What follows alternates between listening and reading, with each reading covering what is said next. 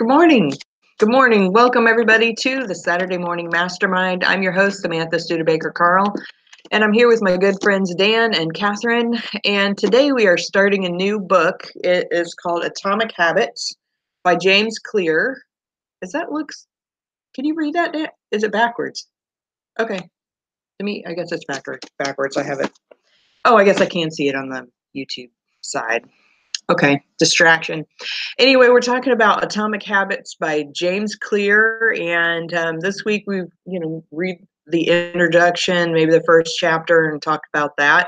And but before we get going, I want to give my friends an opportunity to introduce themselves, and then we can get discussing this chapter. Good morning. This is Catherine from Boulder, Colorado. Good morning, Dan Sisek from Las Vegas, Nevada, where we have actually nice sunny skies, but it's dipped to being a little cooler again, so we're going with that up and down weather now. In between, it can't make up its mind. I think that, I think a lot of us are going through that same weather thing. It was like 80 degrees, not yesterday, but the day before, and then yesterday it was 50. I mean, it's just that it can't decide. And I'm hoping that we'll have a little bit of that kind of coolish, warm, coolish weather, where it's comfortable and before we just hit super hot, because that's never any fun. But okay, so anyway, Atomic Habits by James Clear. This book, I can't remember how I found out about this. I think I learned about it from listening to a podcast a while back, and they were talking about this particular book. And so I looked it up, and I thought, well, that sounds really interesting. And not too long ago, we studied the book The Slight Edge by Jeff Olson. Is that right? Jeff Olson? Okay. And he talked about the compounding effect of little changes every day, and how that can create a big change over time. And when I picked up this one, it talks about how to make those good habits. I thought, well, great, this is perfect. And then when I started reading the beginning of this, I realized that this one is even though it has some similarities, it definitely is different in the way that it's sharing this information. I'm already feeling a little bit more motivated on making some changes in my own life, and so I'm excited about it. I'm really excited about this. So, have you guys read it? Or well, I'm guessing that if Dan, you haven't got the book yet, you haven't read it. But did you read about it at all? Or Catherine, have you gotten it? And have you started it? I have the Audible version. Oh, cool. Any thoughts before we get going on this topic?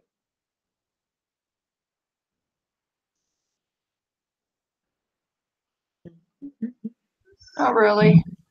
Well, I was gonna jump out and say, I like the idea that it kind of, takes some things or ideas similar to The Slight Edge, because I've still yet to finish that book, even though we've gone through it here, but I don't remember everything.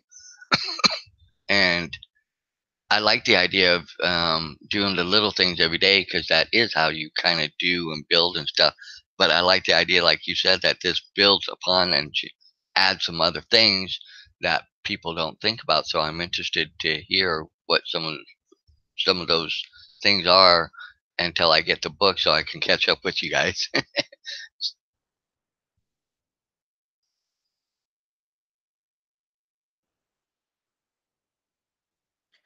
Cool. So at the beginning of this book, he talks about, why he wrote this book in the first place, kind of his little story of what had got him started on this path. And of course, I guess that he's had a website where he's shared a lot of information over the years before he even created this book. And, but he said that he had an accident, early in his young life, where he got hit in the face by a baseball bat. He was playing baseball, got hit in the face, had a pretty significant injury from that and had to relearn a whole bunch of different just basic motor skills. And and that was kind of interesting for me because this week, I started going back into the trucking industry. I'd been out of it for a number of years. I drove a dump truck way back when, and I was pretty fairly skilled at it, knew what I was doing, and then I stopped for like 8 years. I took this vacation from trucking, and or I say vacation, I just wasn't planning on going back to it, but now I call it a vacation because I started back with that this week, and I had to relearn it. Everybody's like, "Oh, it's just like riding a bicycle, just you get it, right?"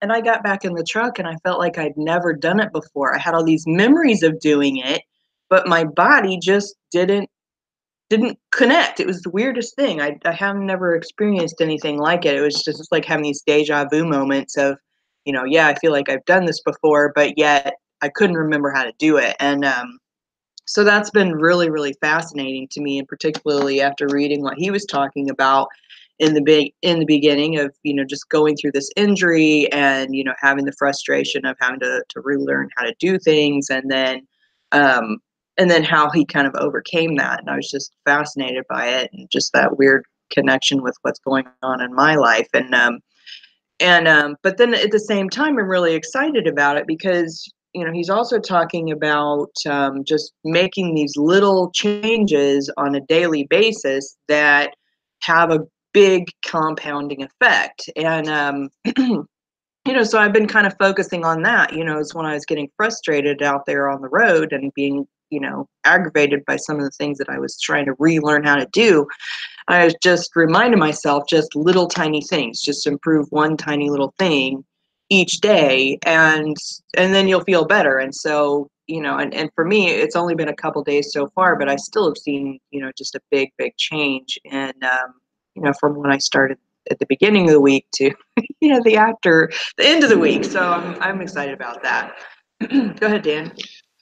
Well, I was going to say, now that, as you were asking about, the book, or what, if I had any thoughts or anything, or even looked it up or anything, when I heard I mentioned this over on the YouTube channel too in the comments, that I thought about, atomic. And when I think of atomic, I think of like atomic bombs, atomic, those type of things. I was thinking, oh, well, is he talking about really bad habits and things and stuff and things that are really and that's kind of how I looked at it at first. Do I have really these bad detrimental habits and that might be what's holding me back? And that's kind of how I kind of look at it at first, now that I really think about it. So, but hearing what you're saying, I don't think he zeroes in on the bad habits. I think he just helps bring them to light, so that way we can make those changes like you're talking about to improve and get to where we want to.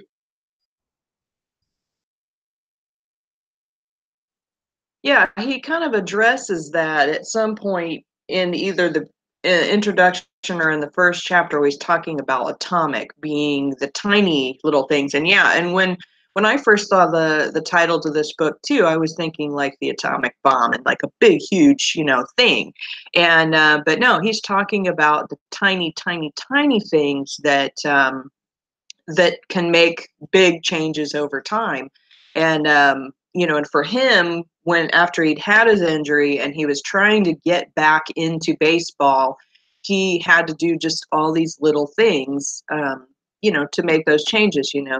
He started working out every day, and he was studying more, and he was sleeping better. It was just little things here and there that he was making changes on and doing consistently over time that actually made him be able to get the results that he wanted to. And he ended up being back on a high level team. I don't know that much about baseball, so I apologize to all you baseball fans out there that I don't know what I'm talking about there. But he improved. He got higher up in the ranks of the team, and was able to be pretty successful doing that.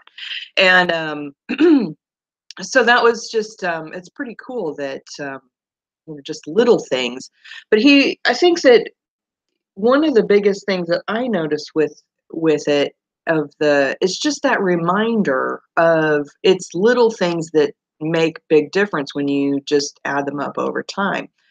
Catherine, you listened to the audio version. What were your thoughts so far in this?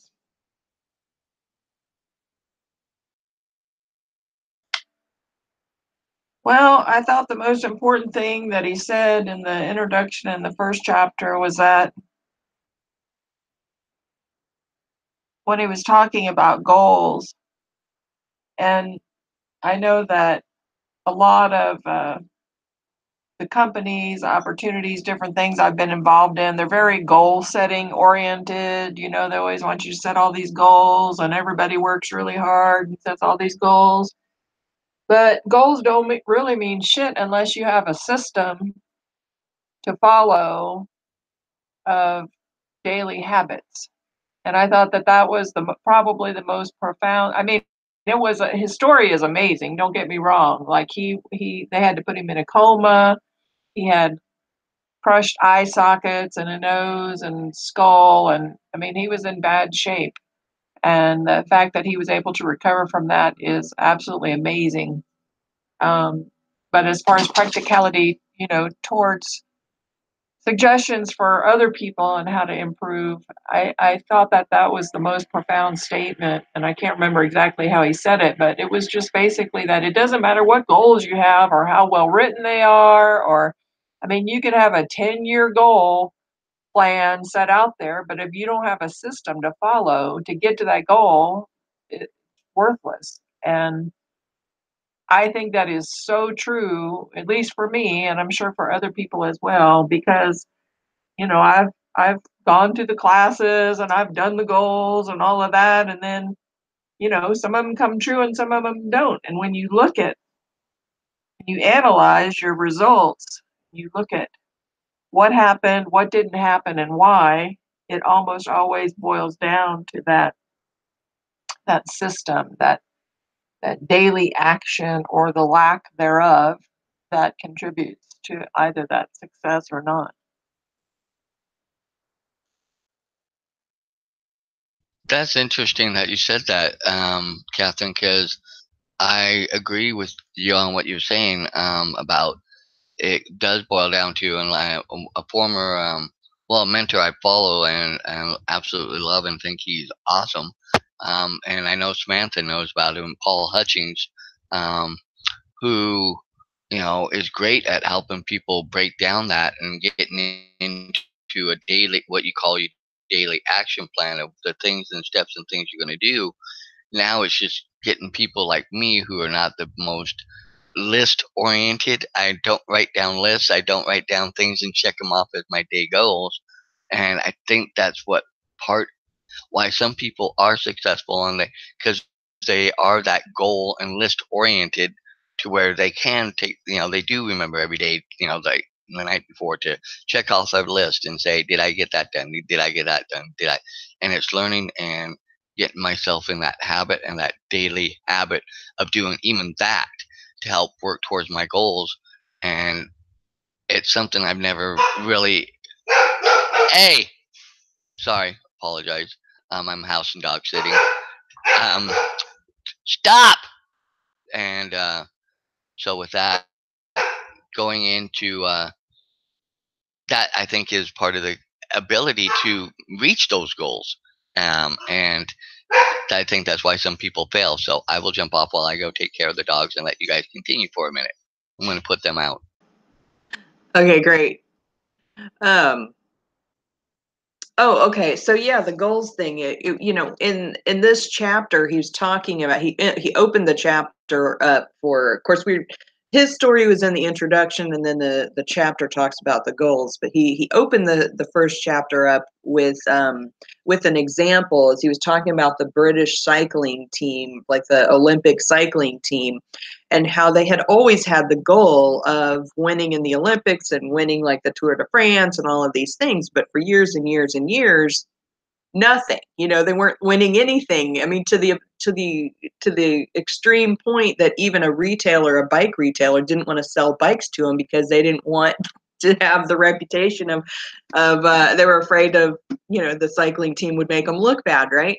And so this new guy takes over, the new coach takes over, and then he starts focusing, instead of focusing on the goal, he starts focusing on the little things they can change in their everyday actions to make, simple little improvements.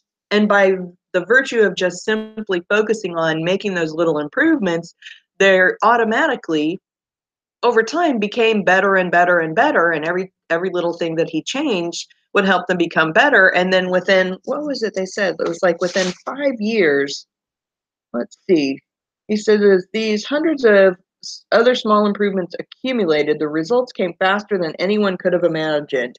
Just 5 years after he took over, the cycling team dominated the road and track cycling events at the 2008 Olympic Games and won 60% of the gold medals for their events. I'm like, that's huge. 5 years from, of course, we talk about goals and we say, okay, well, that team had the same goals as the folks that were trying to win the gold medals before. But the difference wasn't in the goals, it was in those daily little things that they were doing. And I mean, it was minor stuff. He was talking about, changing the clothes that they were wearing and adjusting. It was like changing the seats that they were using on the bikes, and it was just all these. They hired a surgeon to teach them how to wash their hands so that they would not get a cold as easy, they'd be less likely to get a cold. It was all these just like little tiny little things that just the compounding effect of all those little things made all the difference for them within a 5-year period of time. And then even after that, it was let's see, a short period of time later, they were winning the Tour de France, and multiple people on the team were winning it. And so, he goes on and he says, why small habits make a difference. And he says, it's so easy to overestimate the importance of one defining moment and underestimate the value of making small improvements on a daily basis. He says, too often we convince ourselves that massive success requires massive action. And that's something that is taught a lot of times in, in those home business things. I mean, we were taught that, and I can't even tell you how many different companies that I've worked with, and they were teaching us it's all about massive action. And but he was like, we convince ourselves that it takes massive action, whether it's losing weight, building a business, writing a book, winning a championship, or any other goal. We put pressure on ourselves to make some earth-shattering improvement that everybody's going to talk about. Meanwhile, improving by 1% isn't particularly notable. Sometimes it's not even noticeable, but it can be far more meaningful, especially in the long run. The difference a tiny improvement can make over time is astounding. And then he goes on, he's like, if you get 1% better each day for 1 year, you end up 37% times better when you're done. So I'm like, it just, yeah, I mean, she's talking about the compound interest of self-improvement, and it can just be enormous. So, and and I think about that because, how many times have I gone on a diet or started an exercise program or, tried to start a business or, whatever it was. I can think back over everything, and I was always focused on the goal versus changing my whole frame of reference and focusing on the daily actions instead. One other thing that he talks about in here, I think that he mentioned this, is how we delay our own happiness because we haven't reached the goal yet.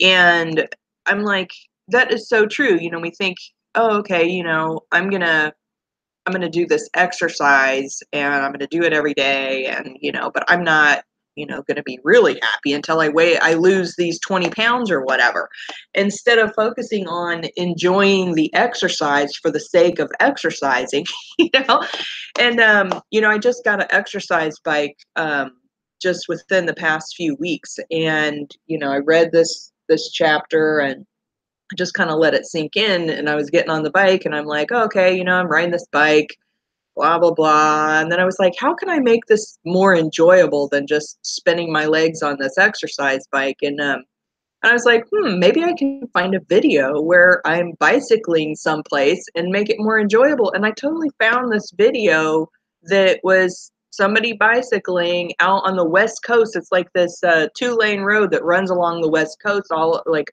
up in Northern California. And it's like the prettiest scenery, and there's hills and curves. And I'm like, bicycling along, and I'm like, "Ooh, look at that. Ooh, look at that." I'm like, "This is so cool." And, just doing it in the morning, and that's the first thing that I've been doing, and that's what I've been enjoying. I'm like, I'm just enjoying the activity.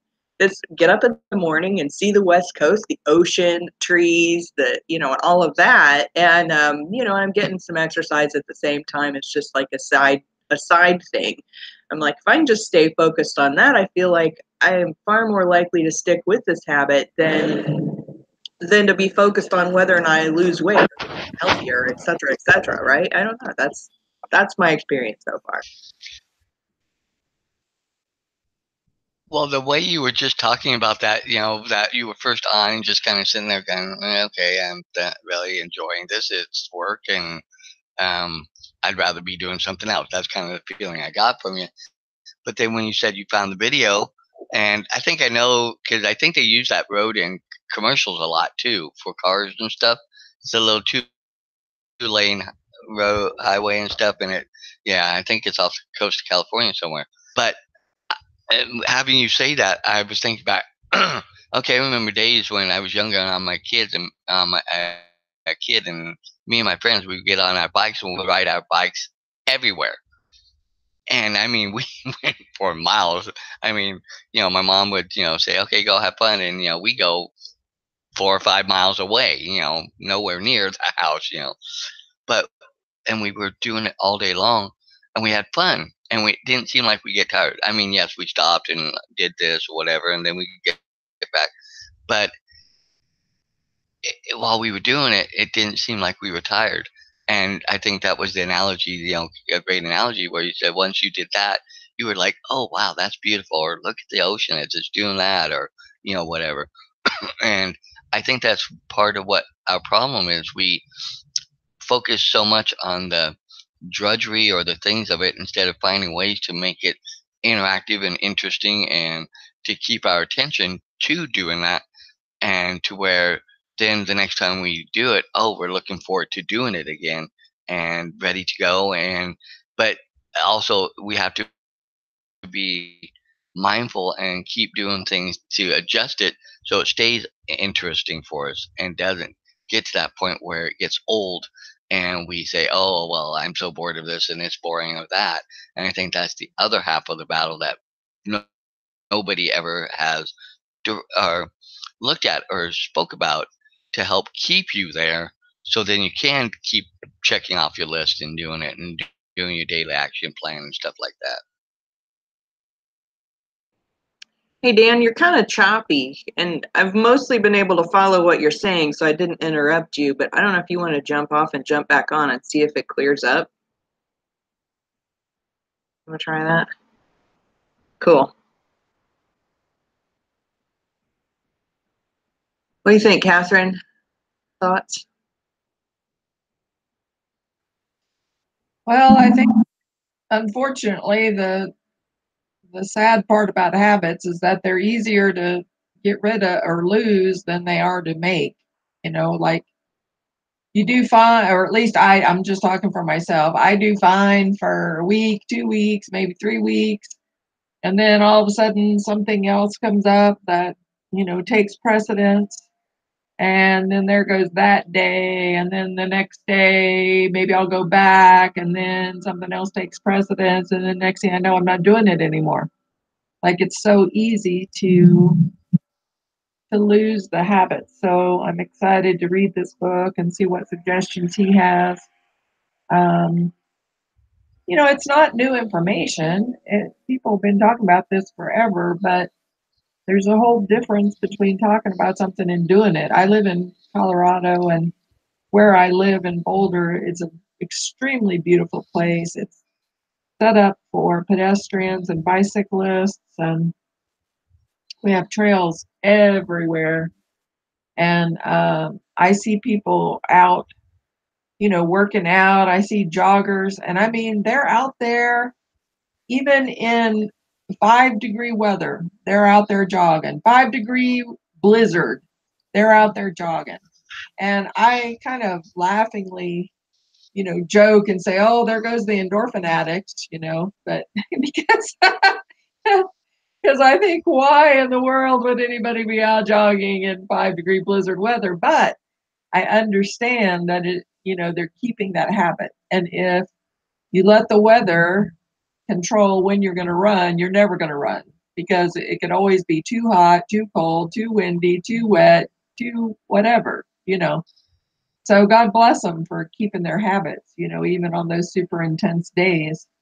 Um, I'm not supposed to sit on a bicycle seat because it can aggravate the nerves that I've damaged in the past. But I've I've been trying to figure out a way to do it, and I was going to start with an exercise bicycle at home. So I would love to have that link to that video, because I thought, well, I definitely want to take part in these beautiful trails and everything that we have here. But to begin with, I don't want to get out somewhere and not be able to get back. So I'm going to start out with a bicycle at home, and then once I get some strength to build up, then I can get a bicycle and go out on the trails and stuff. Athletes are, I think that's one of the, even though I didn't push my kids into sports when they were little, mostly because I was a single parent, didn't have time to take them to everything, but which is a totally selfish reason. But I think putting kids in sports, like my son, he wasn't in like regular sports at school, but he was in martial arts.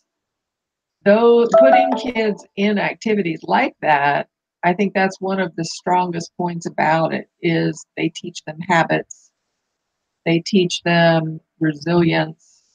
They teach them uh, communication skills, how to work with other people, how to actually, do teamwork, because not everybody's good at teamwork.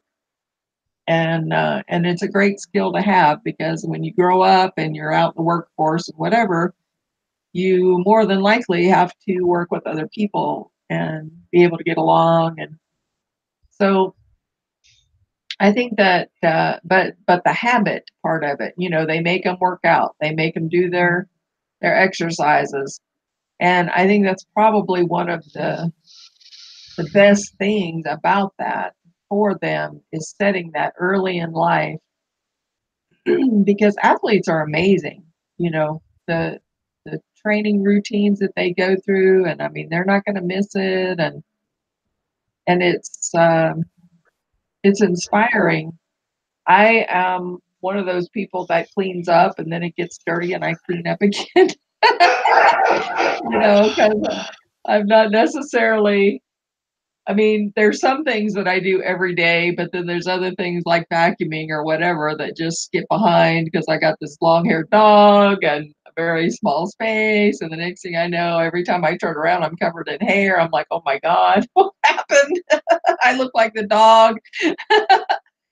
But, I also work very long hours and I come home exhausted. So, but I think that,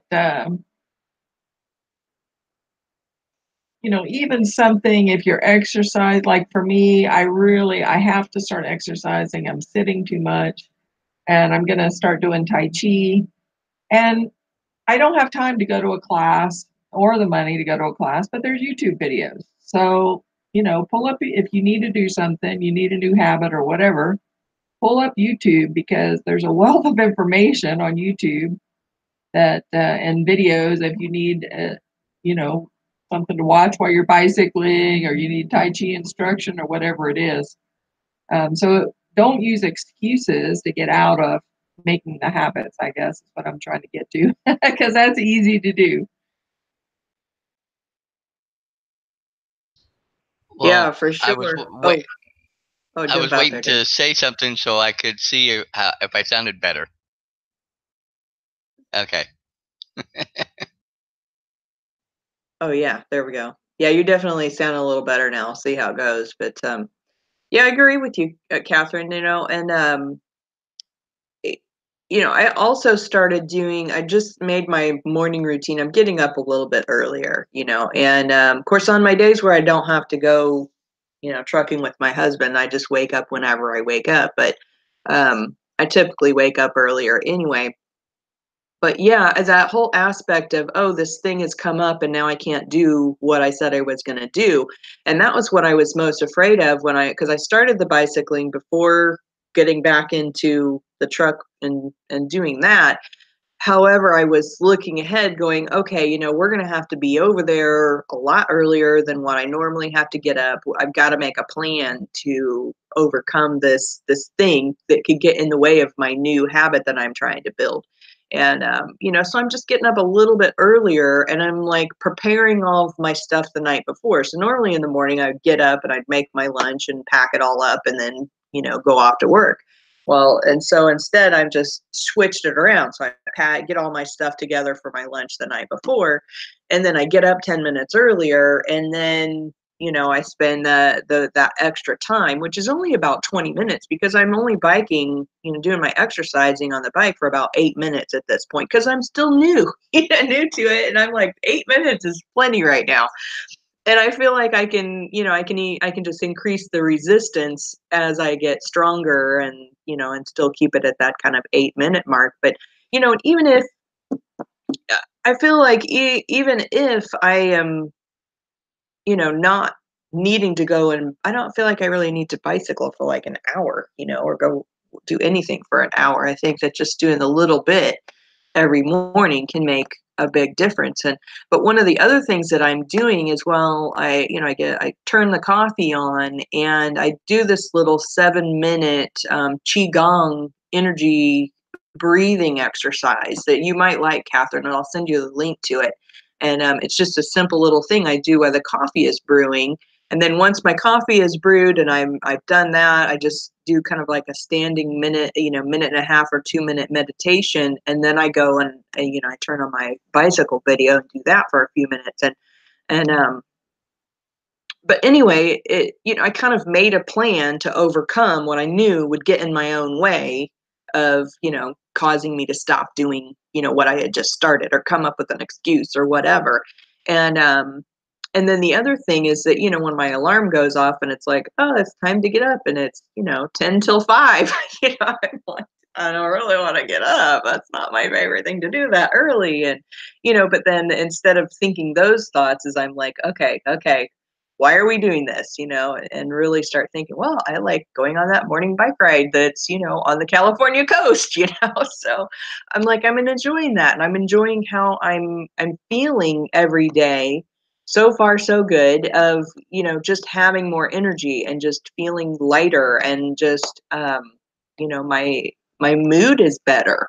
And so I'm kind of been focusing more on those things, the things that I am feeling on a daily basis versus this long-term goal to just be better physical health and, lose a little weight, et cetera, et cetera. It's like the goals are just different and they're more daily versus long-term. So, because I just know he was saying in here, what was he? It was one place in here. He was like, don't focus on winning or focus on the score or whatever. The score will take care of itself if you focus on the little things. So that's kind of what I'm thinking.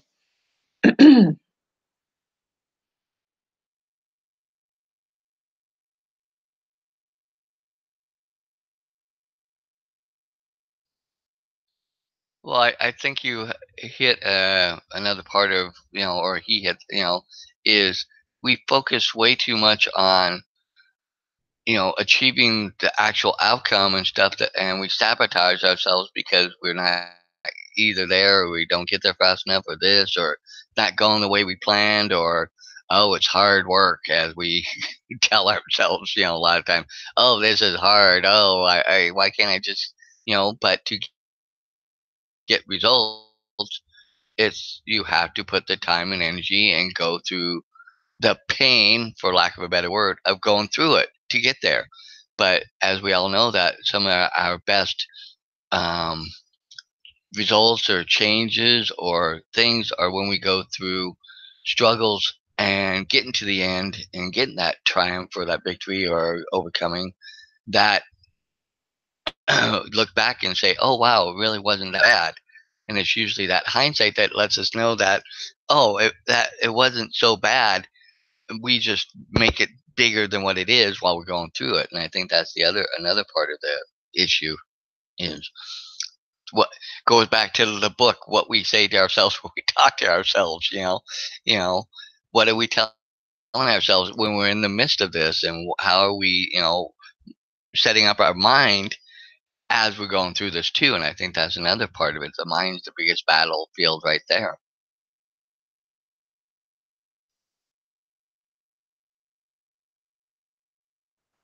Yeah, what we say to ourselves is extremely important, because if you tell yourself, you're not good at habit making or whatever, then you're not going to be. But most people brush their teeth and they don't even think about it. It's just something that, they kind of work into whatever their morning schedule is or whatnot. Everybody has discipline at something. So just examine what you do and give yourself props for that thing, even if it's one thing. It's that, you brush your teeth every day or whatever it is, Um, give yourself props and recognize that you do have the discipline to do it. I've got news for you. This massive action is not sustainable. It's not. I have been taking massive action for 9 months now in what I'm doing. And, at the risk of being careful what I say to myself, I'm just exhausted. Like, but I have to catch myself and not, like, because sometimes during the day I'll just be like in a meltdown and I'm just like, I'm so exhausted. But then I catch myself and say, don't even say that to yourself, because when you tell yourself you're exhausted, you feel more exhausted, So, of course, you can't lie to yourself and get away with it either necessarily all the time. But, um, you know, looking at where you're overdoing it, maybe cut back a little bit there, and like you said, get up that 10 minutes early to fit something in. Um, I have to develop a good set of habits around taxes, because I'm self-employed. I need to pay quarterly taxes.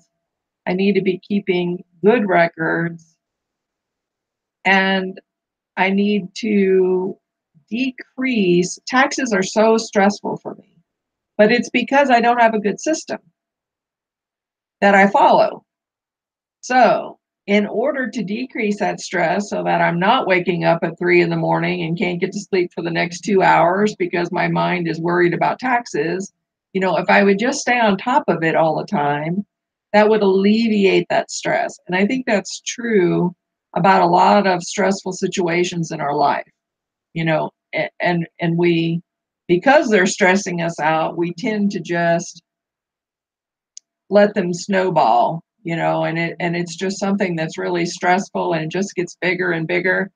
But if we would just develop a simple system of daily actions to address that, I believe that it would decrease the stress dramatically, and at some point become relatively stress free, because it's just all in a system and it's all just happening, and there's no big, gotcha at the end of the year or whatever.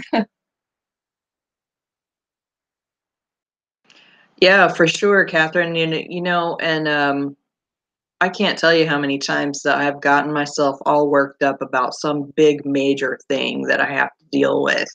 And I wish I could have an example come up in my head right at the moment, but unfortunately, well, no, okay, we'll just take the trucking, for example, since I had to start doing this again. And I, when I was doing it before, it was never the same. It was always something different. Now, if you love variety, then dump trucking is for you, because you'll never know what you're doing any day, anytime, any way, shape, or form. But for me, to have no certainty every single day was just really, really stressful. And so then, but what happens in your mind, you some time goes by and you're sitting there thinking, okay, I can go back to dump trucking. It's something that could help us build our business, et cetera, et cetera. But then I kept building up all of this stuff in my head about what dump trucking was all about, and all of the things that I didn't like about it, and all the stresses, and all of the everything. And instead of focusing on, okay, I can just get back in the truck, I can start driving. We're only doing this one thing. It's very consistent. I know exactly what I'm going to be doing. I'm not doing it like I was before.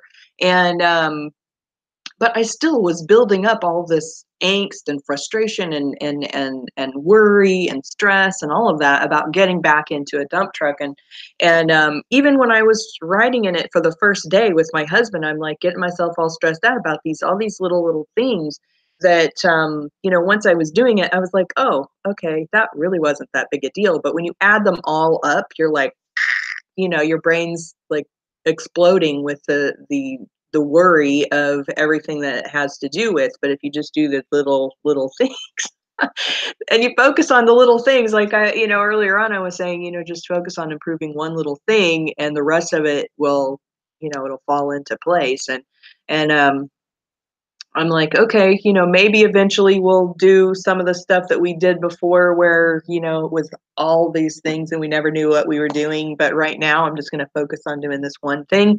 And that has just made it easier. But you can ask my husband. Of course, he's not up, but he was like, "You're making a mountain out of a molehill." How many times have we heard that saying? Mountain out of a molehill? That was exactly what I was doing.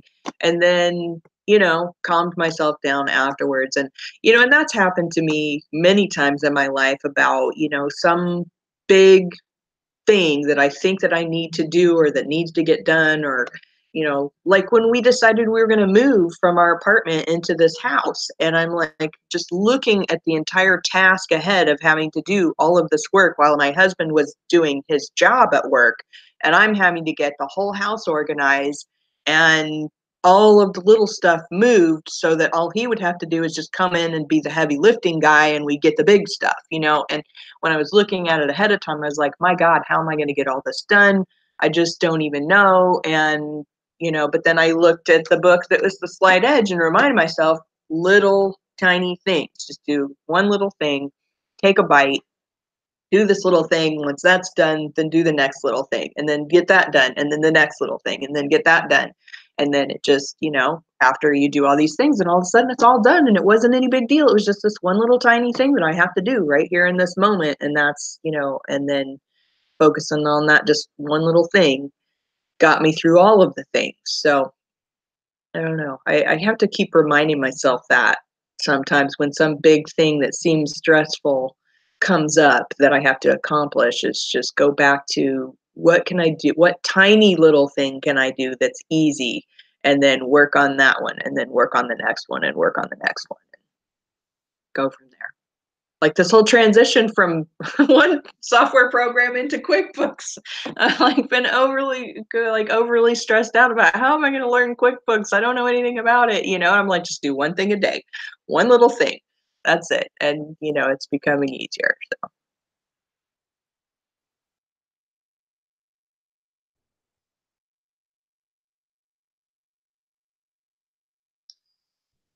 Yeah, I'm so like you. I will make mountains out of molehills all the time in just about all areas of my life somehow. Um, and I don't know why I do that, because I know in my head that usually if I just take care of what I need to take care of, it will be done. It will be out of my mind. It'll be out, taken care of, and it won't be that bad. But I tend to procrastinate, and I'm a big procrastinator. I admit that. Um, and it's funny, yeah, but at work I like to get things done and get them done and out of my way. It's so weird. At work I'm so flipped compared to personal that So it's like I wish I could just transfer some of how I am with work into me in all areas of my life, because in that way maybe I would be a little different, and I don't understand why I'm like that. Um, and maybe that's something I got to look at and dive into little by little. But I agree because I helped you with that transition, and even for me, it was like at first I'm thinking, oh, it's okay, oh, it won't be too bad. And I got in and looked at it a little bit. And I'm like, oh, these two things really don't. Even though they say it's pretty straightforward, it wasn't straightforward, and it took me a little longer to get it done, but I got it done. But I, unlike you, I was not afraid of doing the transition because I understand the ideas behind it. It was just getting it done. But at first, like, oh, this is easy peasy. I'll just whip boom, boom, boom, and then I'm like, for a moment, I'm like, oh, I got to really look at this and really figure out how I get this information, which I did. But it's so funny how I think we tend to set ourselves up to fail a lot of times rather than setting ourselves up to achieve or get to that next point, moreover than not, because we've never had it modeled for us in good ways. Hate to say it, my parents weren't the greatest. They did their best, but teachers are great. They do their best, but they only get you for a certain amount of time and stuff. So it's like, you don't really ever. And then I look at people that are great at getting things done. And I'm like, how do they do it? So I'm looking forward to this book more and more.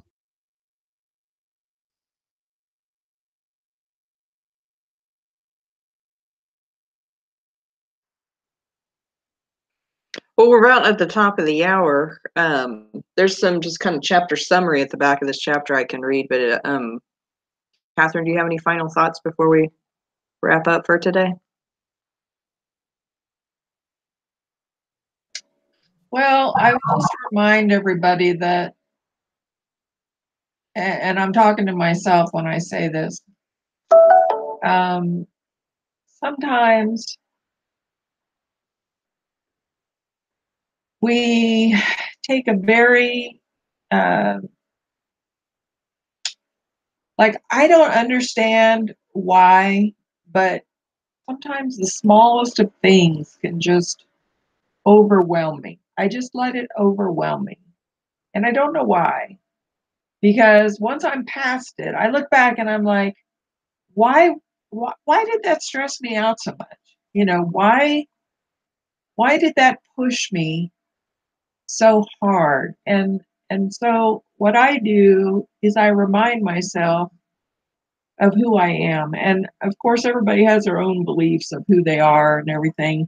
But what I mean when I say that for myself, I'm somebody that believes that this isn't our only lifetime, that we are. I feel like I am an eternal spiritual being that kind of goes in and out of different lifetimes and different experiences. Well, if that's the case, then, something as simple as doing taxes or whatnot should not throw me over the edge, right? Like, so sometimes I have to tell myself, Catherine, stop being such a wuss, stop playing the small game. Look at who you are. This is just another experience. This is just, you're going to get through this. And I think that,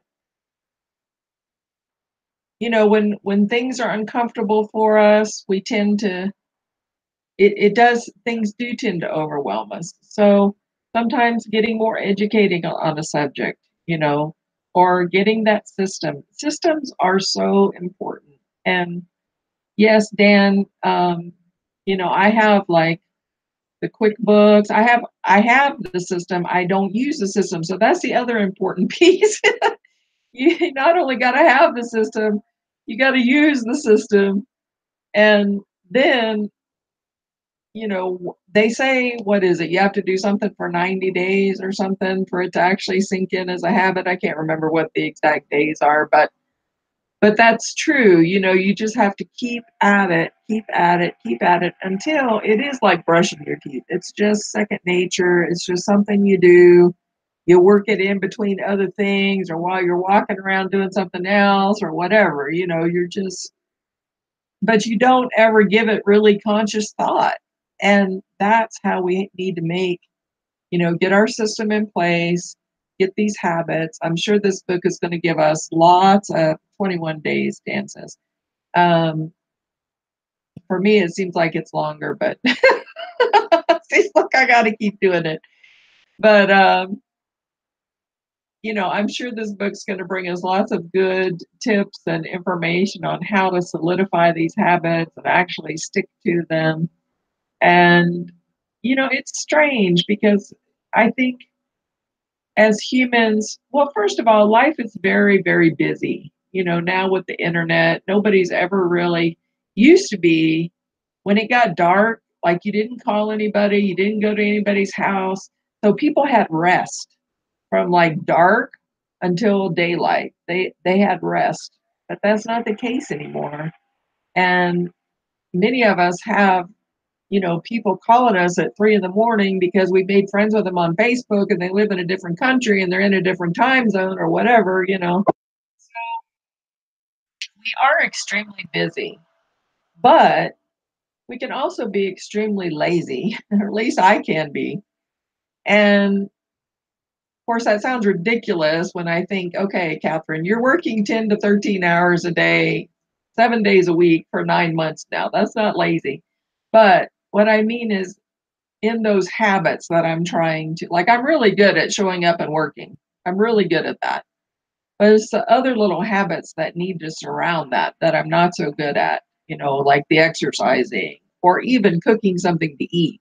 I'll have a packet of oatmeal or something. I don't care. As long as my stomach's full and I can sleep through the night, like it doesn't matter. But that's not the best nutrition. So, finding those little things that, and you would think, everybody that I talk to admits, oh, when I exercise, I feel better. I have so much more energy.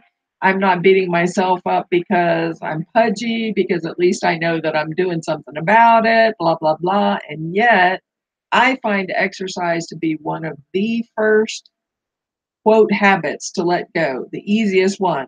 Like, I will just let it go in a heartbeat. And I don't understand why, because I know it makes me feel better. I know it strengthens my immune system. I know it makes everything else easier. So what is the mental block there?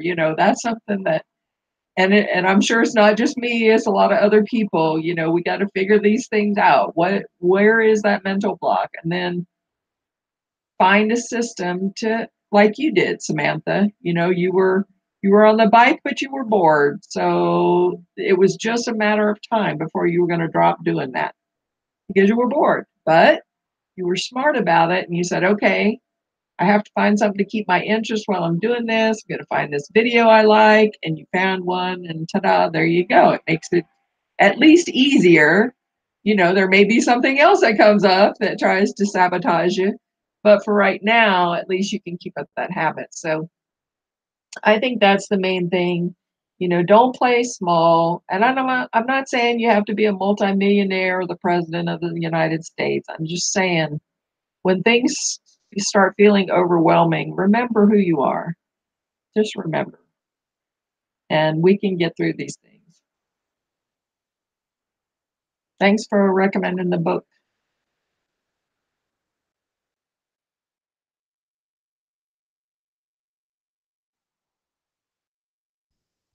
Are you done?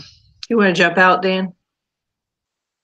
Yeah, I just wanted to make sure she was done because it kind of got choppy for me for a second. So I heard her, and then she just kind of stopped, and I'm like, "Oh, wait." Um, yeah, I agree. I agree. I think Catherine hit a lot of it right on the head for us. Yeah, um, we all have our things that kind of stop us cold, or keep us from moving forward. And it's just learning and understanding what those things are, and then learning the ways around it to, like, to analogy with you, how you were starting to do the bike, but you get on and you're like, okay, this is no fun. This is not, and you found a way to keep your interest so that way you can keep doing what you want to do to achieve what you want to achieve. And I like, your ideas of getting up a little 10 minutes early and doing, switching some things up that, are, because whether we like it or not, during the course of our lives, and some of us have lived longer lives now than others, like me. Uh, as I'm looking at, I realized I'm going to be 60 in 5 years. And I'm just like, oh my God, I've just never fathomed that. But over the course of my life, I've learned all these habits and these things that have become habits. And I don't remember when they became a habit, but they just kind of worked their way into my life. And some of them are not good. And I want to break and change some of those habits. So how do I keep myself actively involved, to actively interested, so I want to stay involved, to get to the point where I can get those goals and, achieve those things that I want to achieve, and it's learning those things that stop me and finding that way around it like you did. I thank you for bringing out that, what you went through, because it was very simple, very little, but yet it had a bigger impact on, wow, instead of letting it stop me, look for the way to let it find a way to empower myself to continue to move forward. Yeah, for sure. And Catherine, when you mentioned the whole just the aspect of how we tend to, I don't know, we well, and Dan, you mentioned it too, somehow or another, when it comes to work, going to work or whatever, the thing that we supposedly hate the most, is that we tend to be very committed to doing it, and yet when it comes to doing something that we would enjoy, that is good for us, that is for us, we tend to slack off on those things after a short period of time. And I do kind of wonder, what is the dynamic there? Is it for me, what kind of came up is like, when I was younger, we were taught to put everyone else and everything else first, and we were the last thing to be important. And that everyone should come before us, and and that's just the way that it should be. And that really just never resonated with me mentally, but yet I have demonstrated that in so many aspects of my life, of just particularly work and my own personal habits. It's just like, I don't know, it's a weird thing. So but yet in some aspects, you hear, in all of these books, they talk about sharpening your axe before you do the work. You got to do something for yourself first to make yourself better, in order to be better for everything else. But yet we have it backwards, like we got to do better for everyone else first before we do good for ourselves. It doesn't really make any sense, I mean.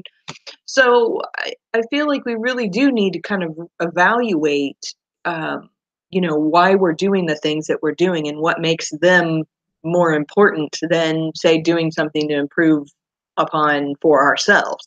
And I guess we just need to remind ourselves that when we do good for ourselves, it actually resonates out further than what we're already doing good for everyone else. Because I mean, I know what you're doing, Catherine, out there, and you're, driving folks around, and you're probably amazing at your driving, and you're taking a lot of care to make sure that your passengers are safe, and you're caring for them, and you're sending them positive energy, even though you may have some frustrations with their attitudes about life and whatnot. But I mean, I know that you have these good feelings, these good intentions that you're putting into this work for other people. And even the work that you're doing to bring in the income, it's for other people.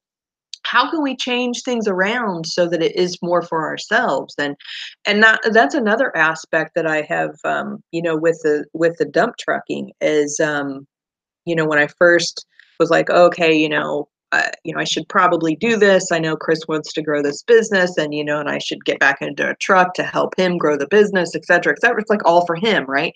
And but it wasn't. I didn't make that decision until I'd had enough of the holiday season at my retail job, where I was like, oh, I can't do this anymore. I've got to come up with a different solution. And I'm like, what do I really want? And ultimately, I want to be able to just work in the office on our business, right? Well, I can't do that unless the business is being more successful. So I'm like, okay, well, how can I make this more successful? I'm like, maybe I should get out and start driving a truck again, and help us out a little bit, And so I'm like, how can I just turn this into something that is a selfish thing for me, And it sounds silly to try and talk yourself into being selfish, but I think that we need to do that in some ways. Is how can we be more selfish so that we can improve ourselves so that we are way better for everyone else? Because if we aren't, then how can we expect to help everybody else if we can't even help ourselves? So anyway, my husband's up. Good morning. And we're at the top of the hour, guys. Let me just read these last few things on the summary of the chapter, and then we can wrap up for today, because I know everybody has things that they have to do. So chapter summary. The points are: habits are the compound interest of self-improvement. Getting 1% every day or better every day counts for a lot in the long run. Number 2, habits are a double-edged sword. They can work for you or against you, which is why understanding the details is essential. We didn't even talk about how habits can work against you, but I'm sure we'll touch on that in another chapter. Number 3, small changes often appear to make no difference until you cross a critical threshold. Oh, we didn't talk about that either. The what did he call that? The valley of latent potential or something like that. I forgot about. Yeah, the plateau of latent potential. And let me just read something on that real quick. He said the outside world only sees the most dramatic event rather than all that preceded it, but you know that it was the work you did long ago when it seemed that you weren't making any progress that makes the jump today. So he's talking about how we have these thoughts of, it's all going to happen in a linear fashion, but when in the way that it really works is that it has to compound. The process has to compound in order to get that achievement. And it's that kind of valley or the plateau of latent potential. We get stuck in that rut where we're like, oh, I'm doing these things and I'm not getting the results I want to see. And we get stuck there, and that's when we fall off the wagon, if you will. And go back to our old ways versus continuing on and having that compound effect that really shoots us up into having that success that we're hoping for. Let's see. And the last one more. Atomic habit is a little habit that is part of a larger system. Just as atoms are the building blocks of molecules, atomic habits are the building blocks of remarkable results. Excuse me. Then 2 more. If you want better results, then forget about setting goals. Focus on your system instead. And you do not rise to the level of your goals. You fall to the level of your systems. We didn't talk about that one either, but I mean, we kind of did. So anyway, guys, have a great, awesome, amazing week. And we'll see you next week on the Saturday Morning Mastermind. Bye for now.